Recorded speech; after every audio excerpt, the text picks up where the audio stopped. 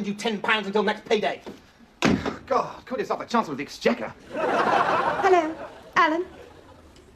Hello? So you remember who I am? No, the face means nothing, but I never forget a bust. Don't you remember last Christmas? Christmas? Oh. Veronica! Hillary? Hillary, yes. Well, this is an unexpected pleasure. Alan, please. Well, I'm unbuttoning as fast as I can, woman. I mean, not now, Alan. I'm here in my official capacity as Mrs. Thatcher's secretary, not as the gullible little spinster whom you ravished on the woolsack when the Lords were in recess. Oh, that was you. Oh, thank God. I've had this recurring nightmare that I nod Lord Hailsham. Don't worry, Alan. Everyone knows it was me you took advantage of. They do? How? Because on the door of the toilet in the male member's shower room, you've carved Alan Bastard's had Hillary Sissons. And she wasn't bad, but he was better. Anyway, the reason for this visit is in the tea room last Thursday evening, Mrs. Thatcher forsook her usual hobnob to purchase a Bath bun. Heavens, hold the front page. It was stale! As you're the secretary for the Stale Food Disposal Working Group for the Parliamentary Catering Committee, the PM wants your assurance that such an outrage will not reoccur. Very well, you may give her my word. Now, shoot. Although as full metal Cammie-Nickers has the digestive capacity of size well B, I doubt if she'd be reaching for the wren as if she'd eaten a stale bath, let alone bath bun. Oh, Alan, you're so witty. Yes, I am, aren't I? And I love your aftershave. What is it? I'm not wearing any. You can just smell the money in my wallet. Oh, Alan. What I want to know, Inspector, is why a jet-setting, silk-wearing sex machine like you should want to get involved with running the Stale Food Subcommittee. That's simple. Norman Tebbit hates me. I love you, Alan. I thought you were just here in your official capacity. My lunch hour's just started.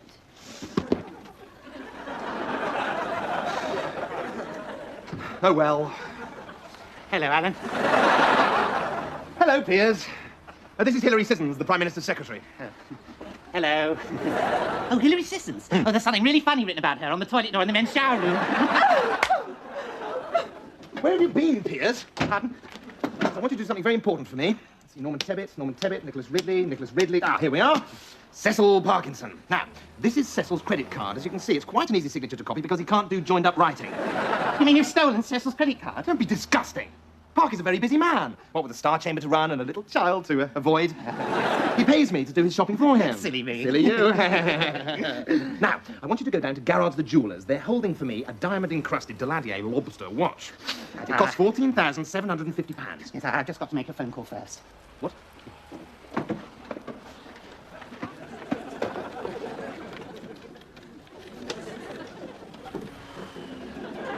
Hello?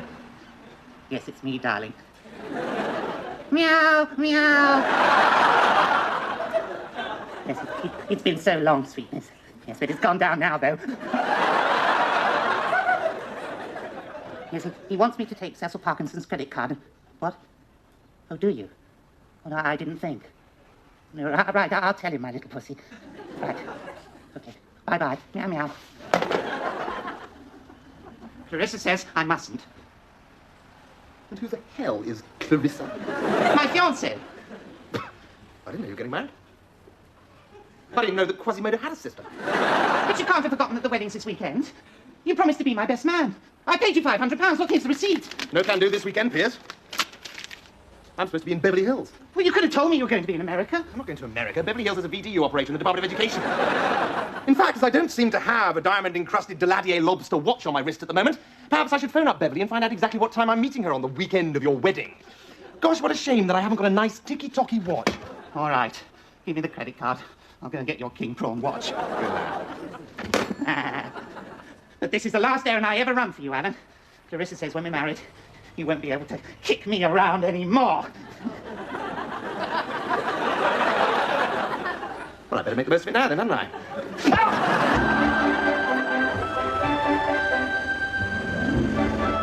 Here we are. What a ghastly little place. Good. Just in time for cocktails. Is that your watch you're wearing? Yes, it is. It's a present from Cecil Parkinson. You like it? Yeah, it's very flashy, vulgar, typically newbie. You're going to be quite complacent. I'm really looking forward to it. I mean, you don't hunt, you can't shoot, you can't ride. Everybody will see you for the pathetic little urban yokel you really are. What's the day, say? Don't frighten the horses! God had meant us to ride horses. He would have given us all enormous asses, like that woman's got hanging at the bottom of her back. Get out of the way, you bloody yokels!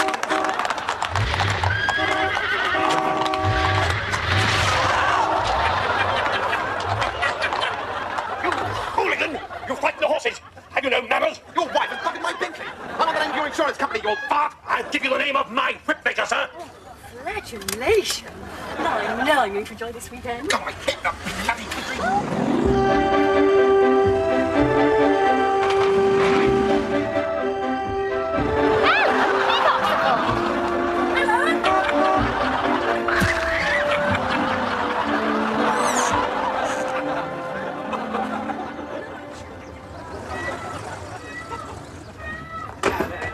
Sarah. Oh, super. Mwah. I see. Thank Clarissa's parents, then. I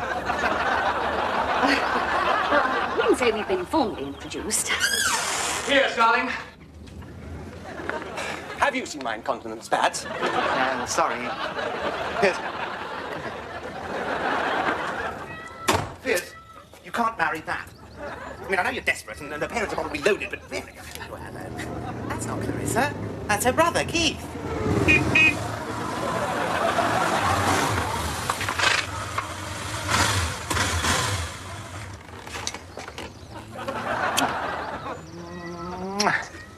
Alan, Sarah, this is Clarissa.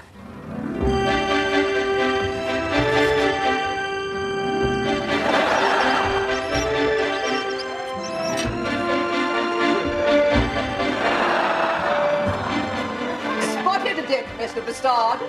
No, it's only a rat. Oh, God. Sorry. Miles away. Which he was, nasty little spiv. Did you enjoy your roast peacock, Mr. Bastard? Perhaps you could run down a cow for us tomorrow to help with the wedding breakfast. Okay, what time will you be grazing? Damn, Tony should be shot. What I want to know is, if I can't be best man, why can't I be a bridesmaid? Keith, go to your room. And I wanted Nigel Cochrane to come to my wedding. I am not having that nouveau riche pop singer under my roof. He's almost as vulgar as Bastard. And he uses a white Rolls Royce to go to Sainsbury's. Sainsbury's, Tesco's. Well, if we have all had sufficient, we will take coffee in the library. Which is where we keep the books, Mr. Bastard. Oh, really? My accountant looks after mine. Yes. Clarissa, hello. We haven't had the chance to exchange 3 words, and there's one or two things I feel I want to sort out with you, you know, about Piers. Well, can't we discuss it over coffee? Not really, no. You see, there are things about Piers that not even Piers himself knows. There's a terrible secret disease that runs through the Fletcher Dervish family. His mother told me about it on her deathbed. His mother isn't dead. Is she? Oh, good. Great. They found another liver then. That's wonderful news. You should change your name to Colon, Mr. Bastard. You're so full of crap. Clarissa! Clarissa! Clarissa, come on, you're too good for Piers. I love you. No. No, I do. I want you. Come away with me and I'll make you rich beyond the dreams of Joan Collins. All right, look, marry me. You're already married. Yeah, well, it's a mere technicality. I'm an honorary member of the Kuwaiti royal family. I can have as many wives as I want. I have no intention of abandoning my darling Piers. But you can't say that. I'll kill myself. Life without you wouldn't be worth living. Oh, balls. Yeah. You don't love me. You just want to get gynecological with me, don't you? Well, put it like that. Look, if it's hot sex you want, why not just come out with it instead of all this rubbish about love? But if I did, you'd just laugh in my face, wouldn't you? And if you're no good, come on, let's do it on the table. It's a bit hard, isn't it? The time for weak, smutty jokes is over, Alan. Let's see this huge majority I'm always hearing about. But I thought you were always going to be faithful to Piers. Of course, once we're married.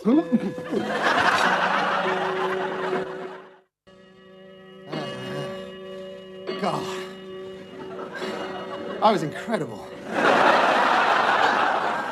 You came a close second. What's funny? You just reminded me of a song. I always do. Which one? When I Fall in Love? The biggest aspidistra in the world? No, you can't get quicker than a quick fit fitter. I must bring them up and tell them you can. It's quality that counts, Clarissa, not quantity. Then you fail on both counts. I've been more turned on leaning against the tumble dryer.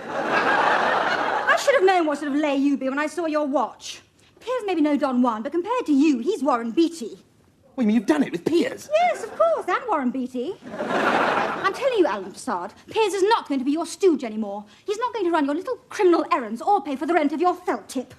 Piers Fletcher Dervish is going to be my husband, and I intend to look after him. Now, Shall we join the others and pretend this sordid little interlude never happened, which is almost true? You smug bitch. I had to give up my place in the British Ladies Olympic judo team to marry Piers, so I'm not about to let you get in my way.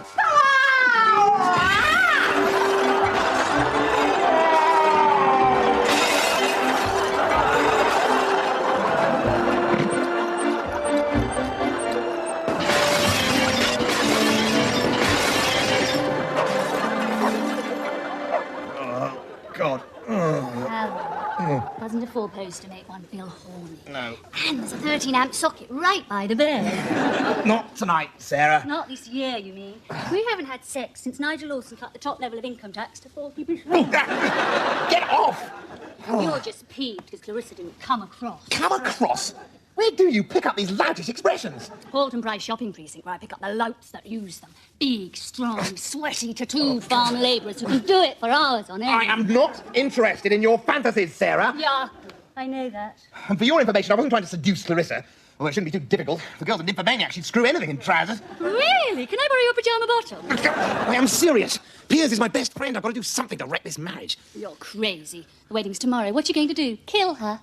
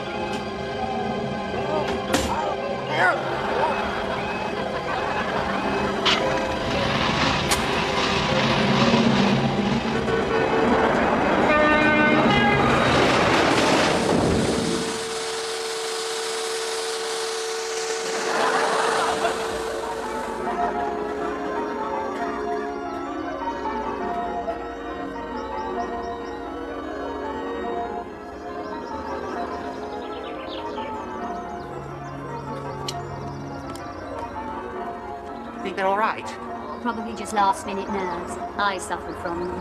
My mistake was I still turned up. Look, I've got another wedding at midday. What time do you make it? Oh, I make it 11:16. Don't mind me saying so, Mr. Bastard. That's a very vulgar watch. I suppose they've had an accident. Oh, yes, that's probably it. Oh, well, let's all go home then. Come on, darling. I'm so sorry, but there's been a tragic accident. Nigel Cochrane's bike got stuck on the level crossing. We got stuck behind them. He and his wife. Oh, my God. Well, the poor girl is obviously far too distressed. The wedding can't possibly go ahead now. It was ordained for a remedy against sin to avoid fornication, that such persons as have not the gift of continency might marry and keep themselves undefiled. Unto which holy estate these two persons present come now to be joined. Therefore, if any man can show any just cause or impediment why they may not lawfully be joined together, let him now speak I know an impediment. Piers Fletcher Dervish is my awful wedded husband, and I'm his wife. He promised me the world, and he left me to rot in Chitton Sudbury. And there's another young'un on the way. Oh, yes. How could you? I've never seen her before in my life, darling. The time for lying is over, Piers. Be a man, not a louse. Don't be like Cecil. Stand by the poor. Very embarrassing. No, it isn't, Vicar. It isn't embarrassing at all. Someone's put the woman up to it, and I think I know who. Yes, Fletcher Dervish. Oh, bloody no. The girl's an actress. She was an extra in Brookside only the other week. Extra, darling, do you mind? I had 3 lines, and it was Rockcliffe's babies.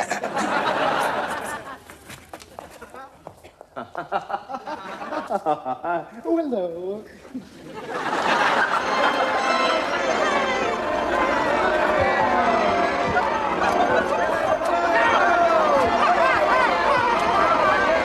You're such a sponsor, darling. Who says I've lost? Bolt, you bugger!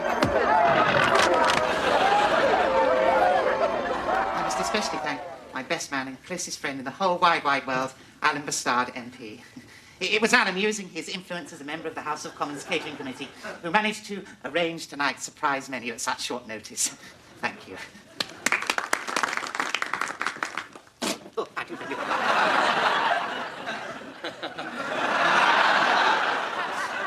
Lord Hazlitt, Vicar, bride and groom, ladies and gentlemen, first I must thank Piers for his kind words. He's a simple soul, but his heart's in the right place. Although I can't say the same for his stomach. Frankly, when I was asked to be best man, I demurred. It's a weighty honour, and besides, I was on a promise with a busty clerical officer who works underneath Kenneth Baker. However, as I'd conned Piers out of £500 to be his best man, I had to turn up.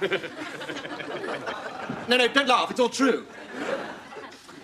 But when I saw Clarissa, everything fitted into place, quite snugly. Although how Piers ever managed to pull such a luscious piece of upper-class tail is beyond me. I only hope that Clarissa's sexual appetite, which I confess I've been a party to, and it was quite a party, doesn't do for Piers' body what the cruel roulette wheel of heredity has done for his mind.